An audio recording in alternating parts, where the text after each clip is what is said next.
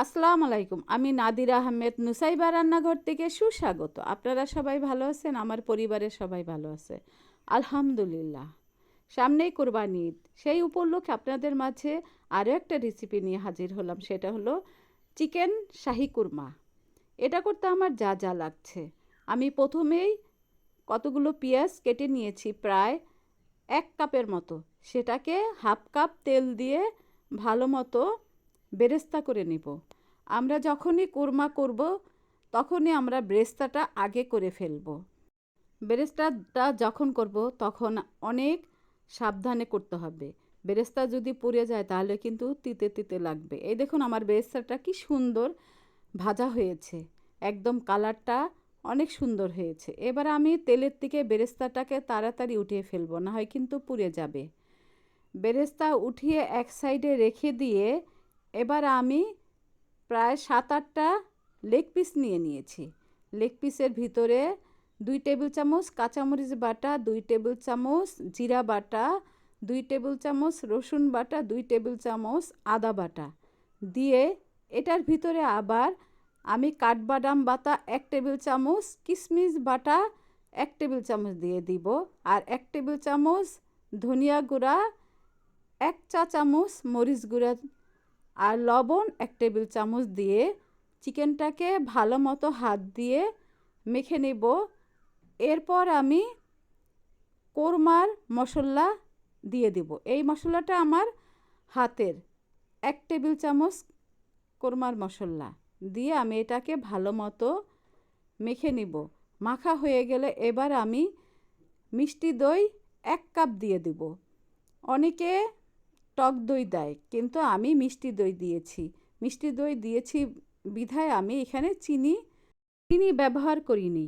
এবার আমি এটাকে মেখে ম্যারিনেট করে প্রায় আধা ঘন্টার মতো রেখে দেব একটা সাইডে। এবার ফিরে এসে চুলায় কড়াই বসিয়ে তার ভিতরে হাফ কাপ তেল দিয়ে আর 2 টেবিল চামচ পেঁয়াজ বাটা দিয়ে ভালো মতো নেড়ে চেড়ে চিকেনটাকে ওই তেলের ভিতর ঢেলে দিব।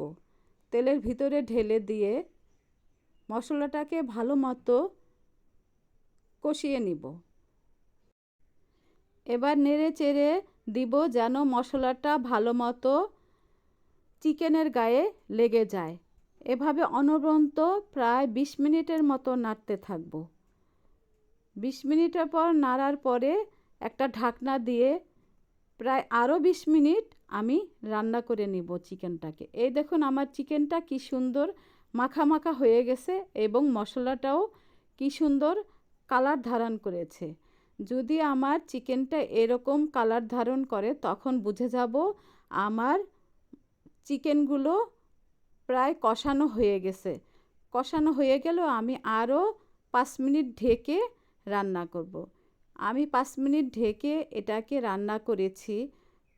এবার দেখুন আমার চিকেনটা কত সুন্দর হয়ে গেছে। এখন আমি এটার ভিতরে